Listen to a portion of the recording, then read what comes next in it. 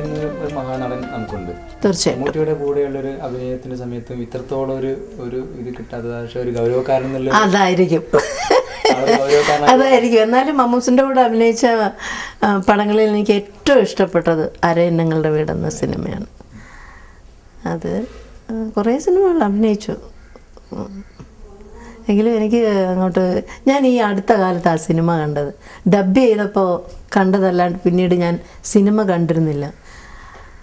അപ്പോൾ ഈ അടുത്ത കാലത്ത് അത് കണ്ടപ്പോൾ തോന്നി നല്ല നല്ല അമ്മയും മോനും ആണല്ലോ എന്നെനിക്ക് തോന്നി. അപ്പോൾ ഇത് ഞാൻ ആരോടെ പറഞ്ഞപ്പം കറക്റ്റാണ്. മമ്മൂസിൻ്റെ കൂടെ വന്നപ്പോഴും അങ്ങനെ ഒരു കുഴപ്പമൊന്നും തോന്നുന്നില്ല. പിന്നെ പുള്ളി ഇത്തിരി ഒരു ഗൗരവക്കാരനും എന്താ പറയാ ഇല്ല, അതുകൊണ്ടായിരിക്കാം അങ്ങനെ ഫീൽ ചെയ്യാത്തത്.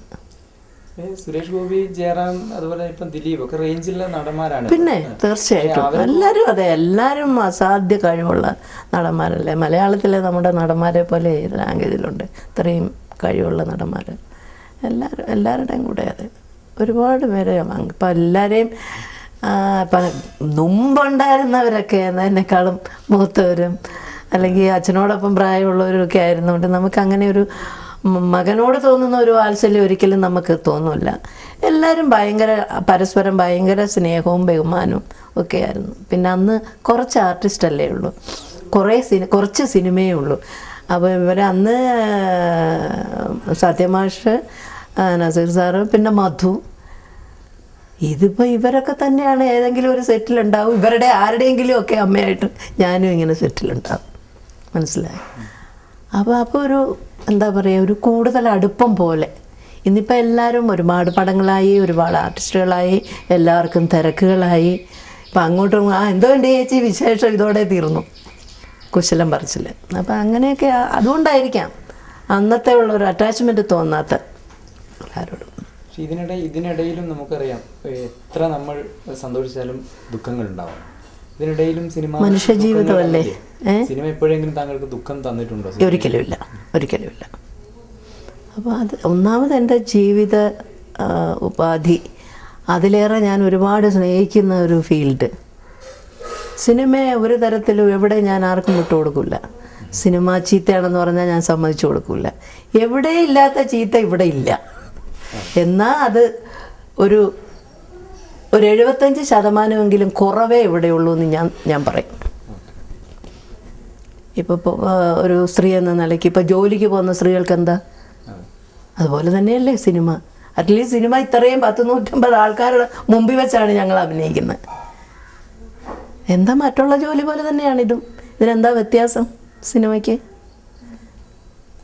ആഡംബരവും പണവും ഒക്കെ ഒത്തുചേരുന്ന സമയത്ത് ചിലരെങ്കിലും ഈ പേര് മോശമാക്കുന്നത് കൊണ്ടായിരിക്കാം മറ്റുള്ള അതുകൊണ്ടായിരിക്കാം. ഞാൻ ഒരിക്കലും അങ്ങനെ ഒരു അതിൻ്റെ ഒന്നും പുറകെ ഓടുന്ന ഒരാളായിരുന്നില്ല ഒരിക്കലും. ഞാൻ പറഞ്ഞല്ലോ എൻ്റെ കൊച്ചിലത്തെ സ്വഭാവം.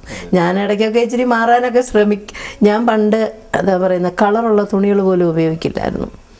അപ്പോൾ ഇടയ്ക്ക് പിന്നീട് എൻ്റെ മോളൊക്കെ വഴക്ക് പറയാൻ തുടങ്ങിയിട്ടാണ് ഞാൻ പട്ടുസാരിയൊക്കെ കൊടുക്കാൻ തുടങ്ങിയത്. ഞാൻ പറഞ്ഞില്ലേ, അങ്ങനെ ഞാൻ മാറാൻ ശ്രമിച്ചാലും എനിക്ക് മാറാൻ പറ്റില്ല. അതാണ് അതെനിക്കറിയാം. ഒരു പ്രധാനപ്പെട്ട ഒരു സിനിമയാണ് താങ്കൾ തന്നെ എഴുതിയ ഞാൻ വായിച്ചതാണ് കോടയിൽ നിന്ന്. അതുപോലെ കുറേ സിനിമകളുണ്ടെങ്കിൽ കിരീടം എന്ന് പറയുന്ന സിനിമ ഒരിക്കലും മറക്കാൻ പറ്റാത്ത, മലയാളിക്ക് മറക്കാൻ പറ്റാത്ത. ഞാൻ വരുന്നത് മറ്റൊരു മേഖലയിലാണ്. തിലകൻ എന്ന മഹാനടൻ, മോഹൻലാൽ എന്ന് പറയുന്ന ആളുടെ പ്രത്യേകത ഒന്നാണെങ്കിൽ തിലകന്റെ പ്രത്യേകത മറ്റൊന്നായിരിക്കും. ഇന്ത്യയിലെ ഏറ്റവും വലിയ നടന്മാരിൽ ഒരാളാണ്. പക്ഷെ ആ ഒരു ദാമ്പത്യ ജീവിതം സിനിമയിൽ അഭിനയിക്കുമ്പോൾ ഇത്രത്തോളം പെർഫെക്റ്റ് ആയിട്ട് വരുന്നത് രഹസ്യം ആർക്കും അറിയില്ല. അത് ഈ പറഞ്ഞതുപോലെയാണ്, ഞങ്ങളുടെ ജോഡി ഭയങ്കര ഇഷ്ടമാണ് ജനത്തിന്. അത് എന്താ പറയുക, ഇത് എനിക്കിപ്പം മനപ്പൊരുത്തമൊക്കെ എന്തിനാന്നൊക്കെ ചോദിച്ചാൽ നമുക്ക് പറയാൻ ഉത്തരവില്ല. മനസ്സുകൊണ്ടുള്ള ആ ഒരു ഇഷ്ടവും ആ ഒരു സ്നേഹവും ബഹുമാനവും ഒക്കെ ആയിരിക്കാം. അറിയാം, നമുക്ക് ചിലപ്പോൾ ഒരു പരിചയമില്ലാത്ത ഇഷ്ടമില്ലാത്ത ഒരാളുടെ കൂടെ എനിക്കങ്ങനെ തോന്നില്ല എന്ന് തോന്നുന്നു.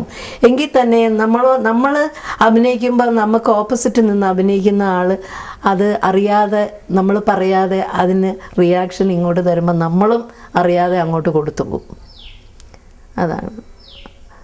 ഒരു അസാധ്യ കഴിവുള്ളൊരു നടനല്ലേ തിലകൻ ചേട്ടൻ.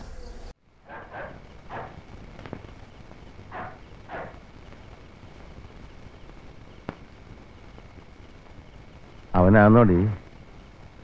ആരെയും കാണുന്നില്ല. നിങ്ങൾ ഉറങ്ങിയില്ലേ? ഇപ്പൊ വന്നതാ.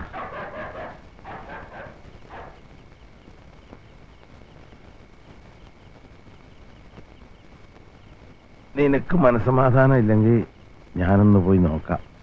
വേണ്ട, നേരെ ഒരുപാട് രാത്രിയായി. ഇനി ഇപ്പൊ എവിടെ പോയി നോക്കാനാ? എവിടെയെങ്കിലും പോയി നോക്കാം. ഞാനങ്ങനെ ഒരു വാക്ക് പറഞ്ഞു പോയില്ലേ.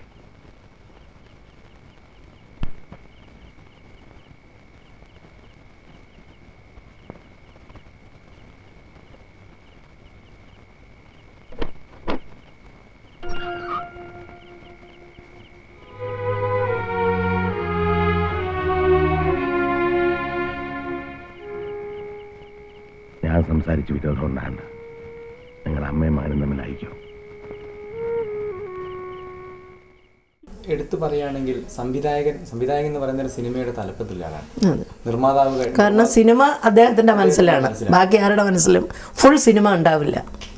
വളരെ പല സംവിധായകരുടെ കൂടെയും അഭിനയിച്ച ഒരുപാട്. പക്ഷെ അതിൽ നിന്നൊക്കെ ഒരു വ്യത്യസ്തൻ എന്ന് പറയാൻ ഒരു പ്രത്യേക കഴിവുള്ള ഒരു സംവിധായകൻ ചേച്ചിയുടെ കാഴ്ചപ്പാടിൽ അല്ലെങ്കിൽ മലയാളത്തിലുണ്ടോ? സിബി മലയാളം. കാരണം സെന്റിമെന്റ്സ് എടുക്കാൻ ഇത്രയും കഴിവുള്ള ഒരു ഡയറക്ടർ വേറെ ആരുമില്ല എന്ന് ഞാൻ പറയും. ഞാൻ ഏതോ ഒരു സിനിമ, പാലക്കാട് സിനിമ അഭിനയിച്ചുകൊണ്ടിരിക്കുമ്പോൾ, സിബിയുടെ തന്നെ സിനിമ അഭിനയിച്ചുകൊണ്ടിരിക്കുമ്പോൾ, അപ്പോൾ ആകാശദൂത് റിലീസായപ്പോൾ സിബി തന്നെ എൻ്റെ അടുത്ത് പറഞ്ഞു, ചേച്ചി ഞാൻ ടിക്കറ്റ് പറയാം, ചേച്ചി അധികം സംസാരിക്കില്ലല്ലോ, ചേച്ചി ആ സിനിമ ഒന്ന് പോയി കാണണം കേട്ടോ. ഞാൻ പറഞ്ഞു ഇവിടെ ഷൂട്ടിങ്ങും വെച്ച് ചേച്ചി ഞാനെങ്ങനെയാണ് സിനിമ കാണുന്നത്? അല്ല ചേച്ചി ഉച്ചയ്ക്ക് വിട്ടേക്കാം എന്ന് പറഞ്ഞു. അപ്പോൾ അങ്ങനെ ഞാൻ പോയി ആകാശദൂത് കണ്ടു. ഞാൻ 2-3 ദിവസം സിബിയോട് മിണ്ടിയില്ല. സിബിക്ക് മനസ്സിലായി സംഭവം എന്താണെന്ന്. 3-ാമത്തെ ദിവസം എന്താണ് എന്ന് ചോദിച്ചെൻ്റെ അടുത്ത്. ഞാൻ പറഞ്ഞു, സിബി നിങ്ങൾ ഇത്ര ദുഷ്ടനാണെന്ന് ഞാൻ വിചാരിച്ചില്ല എന്ന് പറഞ്ഞു. അന്നാണെന്ന് ചിരിച്ച് കണ്ടത്. പറഞ്ഞു എൻ്റെ ഭാര്യ ഇത് തന്നെ എന്നോട് പറഞ്ഞതെന്ന് പറഞ്ഞു. അതാ എനിക്ക് വേണ്ടതെന്ന് പറഞ്ഞു. എന്തൊരു ഇയാളൊരു ക്രൂരനാണോ എന്നൊക്കെ തോന്നിപ്പോയി. ഇങ്ങനെയൊക്കെ എടുത്ത് വെച്ചിരിക്കുന്നു. നെഞ്ചു പൊട്ടി പോവില്ലേ ആ സിനിമ കാണുമ്പോൾ. സിബി അസാധ്യം. ആ കഴിവിന്റെ പിന്നണിയിൽ ശരിക്കും ലോഹിതദാസ് എന്ന് പറയുന്ന ഒരു തിരക്കഥാകൃത്തിന്റെ ശക്തമായ ഒരു കൈകടത്തലില്ലായിരുന്നോ എന്ന് ചോദിച്ചൂടെ? സിനിമയ്ക്ക് നല്ല തിരക്കഥ വേണമല്ലോ.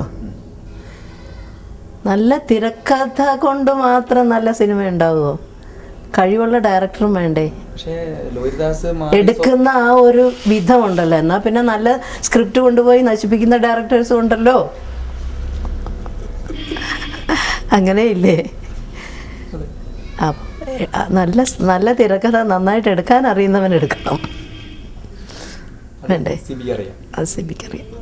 ഭരതൻ, പത്മരാജൻ, ഓരോരുത്തരുടെയും റേഞ്ച് ഓരോ തലത്തിലാണെന്ന് മാത്രമേ ഉള്ളൂ.